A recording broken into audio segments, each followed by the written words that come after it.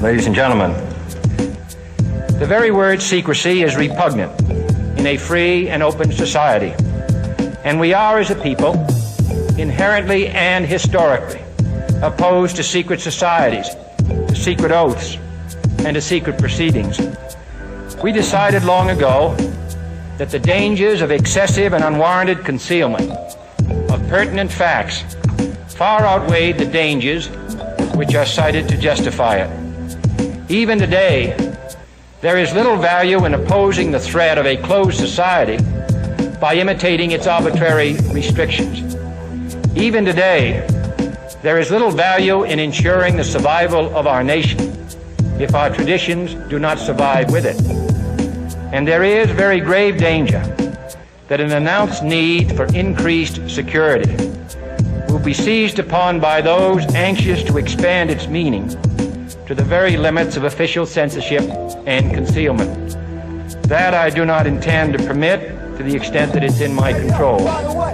And no official of my administration, whether his rank is high or low, civilian or military, should interpret my words here tonight as an excuse to censor the news, to stifle dissent, to cover up our mistakes, or to withhold from the press and the public the facts they deserve to know. For we are opposed around the world by a monolithic and ruthless conspiracy that relies primarily on covert means for expanding its sphere of influence, on infiltration instead of invasion, on subversion instead of elections, on intimidation instead of free choice, on guerrillas by night instead of armies by day. It is a system which has conscripted vast human and material resources into the building of a tightly knit, highly efficient machine that combines military, diplomatic, intelligence, economic, scientific, and political operations. Its preparations are concealed, not published. Its mistakes are buried, not headlined. Its dissenters are silenced, not praised. No expenditure is questioned, no rumor is printed, no secret is revealed. No president should fear public scrutiny of his program, for from that scrutiny comes understanding, and from that understanding comes support or opposition, and both are necessary. I am not asking your newspapers to support an administration, but I am asking your help in the tremendous task of informing and alerting the American people. For I have complete confidence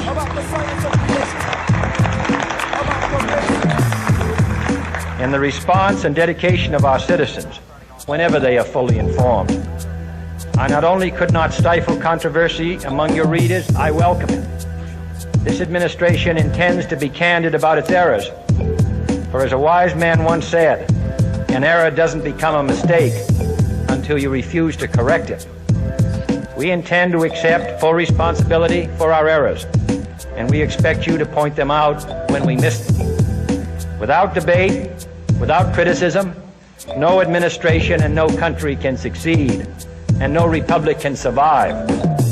That is why the Athenian lawmaker Solon decreed it a crime for any citizen to shrink from controversy.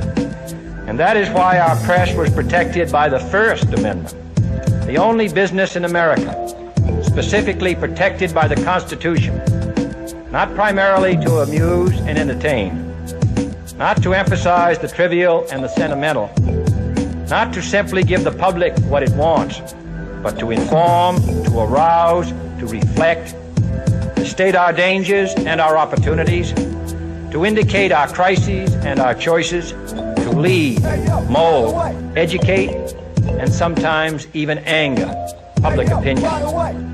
This means greater coverage and analysis of international news, for it is no longer far away and foreign, but close at hand and local.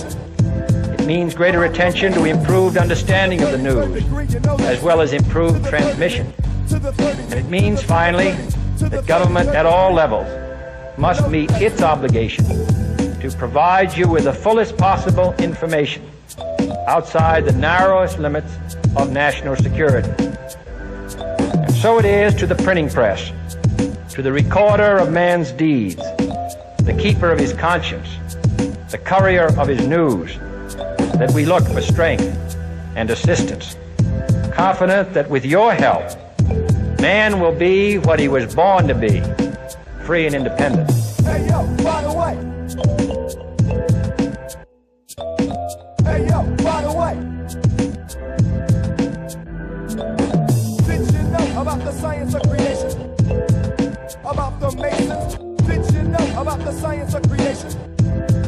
About the masons? To the 33rd degree, you know that's me. To the 30 me.